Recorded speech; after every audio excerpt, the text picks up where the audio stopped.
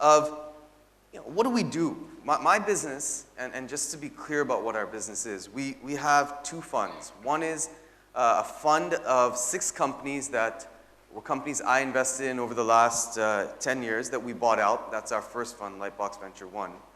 And our second fund is $100 million that we invest in new companies that we're looking at. Our focus is consumer technology-enabled businesses. I spend a lot of time thinking about consumer behavior, adoption, things like that. However, that doesn't mean that we don't end up touching upon what happens on the enterprise side or what happens in manufacturing. One of the things that's happened recently for us is we've made an investment, as I mentioned, in a furniture rental company, a food company which actually makes food, and a jewelry company which actually makes jewelry. So what we're finding is that there's a phenomenal opportunity to actually get involved in owning product and owning core assets, but using technology to figure out aspects of it, whether that's the manufacturing side or whether that's the distribution side. And so as I go, I'll give you a little bit more on that. So our business is intrinsically this. It's a roller coaster. And it's gonna go through highs and come through lows. And I think if you play in this game and if you decide to get more closer towards being disruptive to yourselves as well, I think you have to develop a stomach. I have been through so many cycles of this, both in our venture business of setting up Lightbox itself, as well as ClearTrip, or InMobi, which is a mobile ad network that we invest in, or Green Dust, which is a reverse logistics company that we have. Every single company, and I can tell you that this is not just true of our companies, it's from the time I spent with Ram and talking to him, it's true of Google, it's true of anything. You have to prepare yourself for this kind of a ride. And I think in India more so, it's happened over the last year, or the last 2 years. It's been this, oh my God, it's coming, it's coming, it's coming. The amount of venture funds that have gone in the last 2 years went from about $1 billion to $7 billion. And so when I look at that, a lot of this money has gone into companies that look very similar to companies in other countries. So hey, I need one of those Alibabas in India. Let me get an Instacart. That looks good. I'll pick up one of those. That PayPal type business sounds good. Let me see if I can get one of those in India. So people have come in heavily with that mindset. 55% of the money that's gone in this way has gone to 6 companies. So as we talk and think about what the market looks like, it's very concentrated, and that's not unnatural. It'll happen that way because the larger companies will take more money. The challenging part about this actually for India has been that probably 95% of that capital to those 5 companies has come from investors who don't have a presence in India, which is why they have looked for models that look very similar to things that have worked in China, in the US, anywhere else, except for understanding the basics of what India is and how India is unique. Quite honestly, I think that's what gives this group here one of the best advantages. You understand this market. Like I said, you've been surviving for centuries pretty much here, and you've understood how things have developed and evolved. And so for anybody coming from the outside, I think they will simply say, oh, this worked in China, this must be India. Oh, this worked in America, this must be how it'll work in India. I think that this is a huge competitive advantage. Companies have failed continuously with that mindset. We're clearly going down the roller coaster as well. One of those dips has happened. And so whether that's e-commerce market and e-commerce companies' valuations and how those have changed, whether it's a shifting view on the pace at which companies will actually recognize value.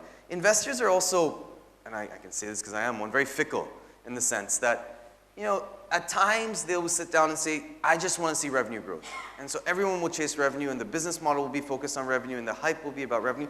Then suddenly when the market turns, it'll be about unit economics. How do you actually make money in this? When will you make money in this?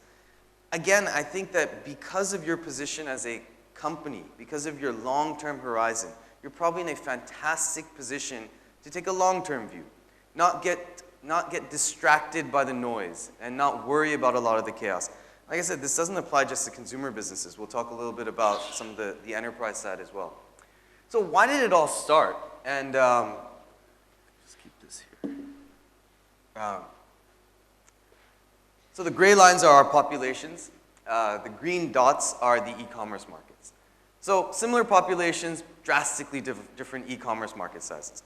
someone said this shouldn't be the case. Everyone felt, look, if we are similar sized, per capita income will grow. We should have people willing to consume. When they're ready to consume, they should buy in a digital environment. If they're going to buy in a digital environment, let's build the companies that are going to do that. Those companies become very valuable, so therefore let's make that happen. Now, yes and no. When you look at it, it's interesting. In China, what happened, and it can be for a variety of reasons. Let's say one of them is a walled garden helps. So when you block everybody out, the local guy can win. But not just that. I think localization has made a difference. Again, I'll give you a story of ClearTrip.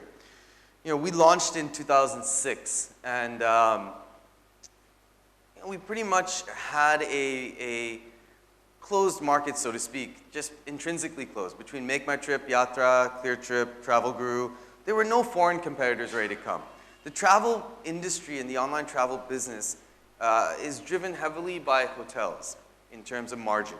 So if you want to make money, you have to figure out how to sell hotels. All the foreign guys realized that selling hotels in India in a market that's about 70% fragmented was going to be very challenging. So they said, we're not going to touch this right now, let it go. And so we had our own play and we had our own opportunity. Now, as we built and built and built going forward, what happened was eventually different global guys decided to try it. So Expedia came, and I'm assuming many of you were here at that point, probably in 2007, 2008, and they had a huge campaign. They said, the big daddy of online travel has arrived. And when they launched this campaign, they thought, all right, we're here. We're going to win. That's it. What do you need to do? They spent more marketing dollars in 5 weeks than we had budgeted for the whole year. We were running their back end just because we wanted to understand what was actually going to happen. They didn't want to bother. This is the big thing. They didn't want to bother to integrate with all the low-cost carriers. 50% of the Indian travel market is low-cost carriers. Your Indigos, your Deccans at that time. I think Kingfisher wasn't even on the GDS then. So they were all independent airlines that you had to integrate directly with. They said, we don't want to do all this stuff. It's too much of a headache. How about we just take a feed from one of these Indian online travel agencies? They'll give it to us. We said, sure, why not? Let's see what your volumes are. It's either us or someone else, so let's see it. They went from 0 tickets a day to about, at their peak, 300 tickets a day. At that time, we were doing about 10,000 tickets a day. They stopped their marketing campaign. They went back to 0 tickets a day. It didn't matter. They didn't do anything local. They didn't figure out the market in any context. In India today, Amazon has figured out the market locally. Uber has figured out the market locally. They've adapted locally. They don't operate this as, oh, it's one of those side countries and let's just throw our regular product in and see what happens. They've really decided to take the time to spend on building this as a unique individual market and compete locally. In China, they didn't have the opportunity to do that. In India, they do. So it's an interesting game, and I think it's going to be a hard one for a Flipkart, Snapdeal, and for an Ola, for example. Now, many of these industries and businesses are being built this way. I'll give you $1 for 80 cents. I'll give you 10 rupees for 5 rupees. If you're going to play a burn and burn strategy, and again, I realize that some of this may not be as relevant to this world, and so please stop me if you feel like, actually, is any of this useful? Am I talking in the right general direction? Yes. Okay. All right. So, many of these businesses are burn and burn oriented. So your e-commerce companies, your taxi aggregation businesses, the logic is, I'll get to scale and I'll figure it out. And once I get to scale, no one else will be there, and so we'll optimize this. If that's your game, then I think that the guy who's raising money at a valuation of $270 billion has a much greater chance of being able to burn longer here. The guy who's raising at $65 billion versus the guy who raises at $5 billion has a much better chance. The guy who's operating in 180 countries as opposed to one country has a much better chance of innovating on the product side. So it's going to be hard. I'm not saying it can't be done, but you better figure out some local insight that gives you a product advantage if you're going to win. Otherwise, you're just burning.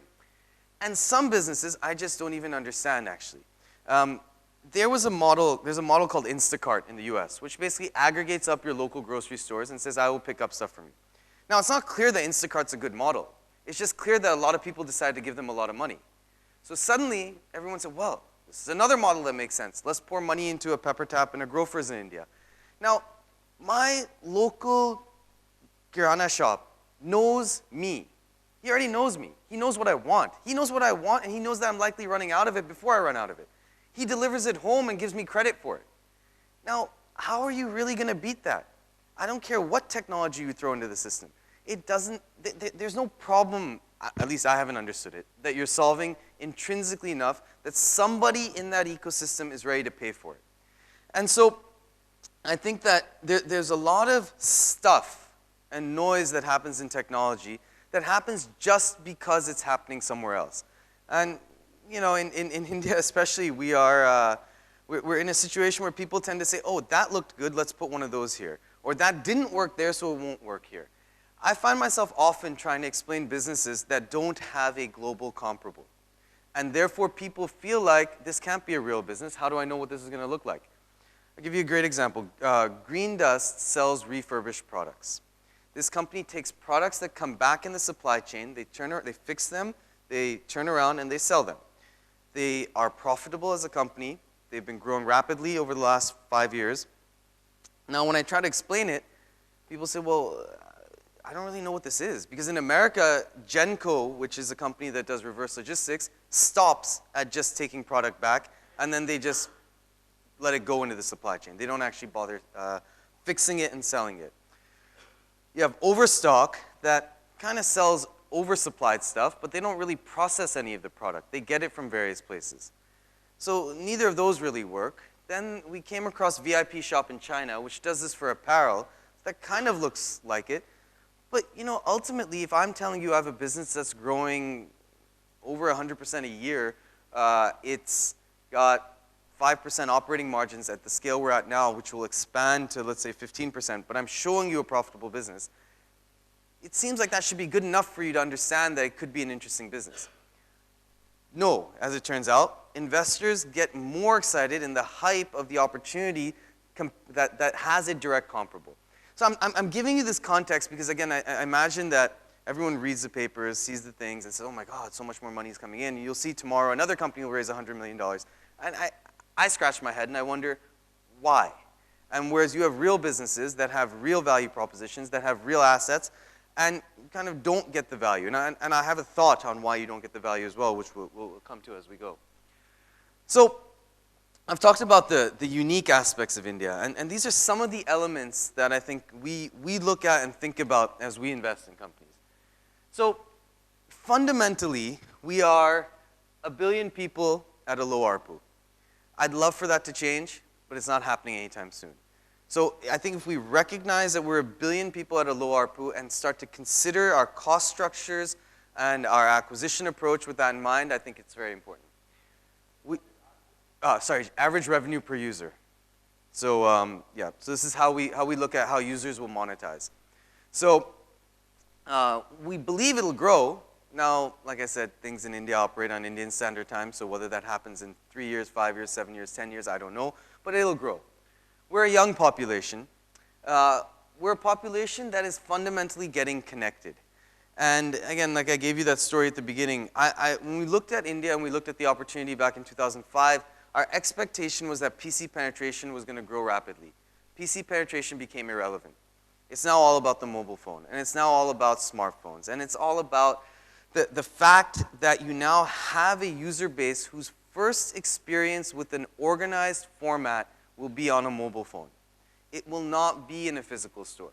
Their first chance, there's no longer a deep-seated desire to have to be at a mall, except perhaps for entertainment value. But for actual shopping, it's not the best place for you to necessarily get the variety or choice that you want across the country. So we're connected. We are fundamentally a fragmented, unorganized country. I mean, I think actually if you think about it from a languages perspective, a political party's perspective, every perspective possible, we are fragmented. And so it's no different for distribution. Where the US is about 80% organized, we're about 6% organized from a retail standpoint. And that applies as you go down brand categories. From a food standpoint, the largest food company in the US, or food retailer in the US, is McDonald's with a 4.5% market share. The largest food retailer in India has a 0.65% market share. Interestingly, it's a foreign company, Domino's. So we haven't even been able to figure that out and organize it yet here. The largest apparel company in the US is Gap with a 14% market share. The largest apparel company in India is not even a single brand. It's Madura Garments that has multiple brands under it and has about a 1% market share. So, you know, these are the realities. I may want to change them, I may want them to be different, but these are the sort of the board we're dealt with and the starting point of how we play. So, therefore, what that means is we really have to do things differently and do different things. We cannot sit here with that board and try to apply the rules that were played on the US or China board. It's just not going to build the right businesses. And so this is at least how we approach things. So now, you know, when we kind of think about where the market is and what it means for us, there are learnings to be had from other markets. And so I'm not suggesting that we turn our eye away or turn our head from what happened elsewhere. One of the things we've seen is that scale isn't what it used to be. And this is, I think, very relevant for how you guys look at the world as well. So, Gillette.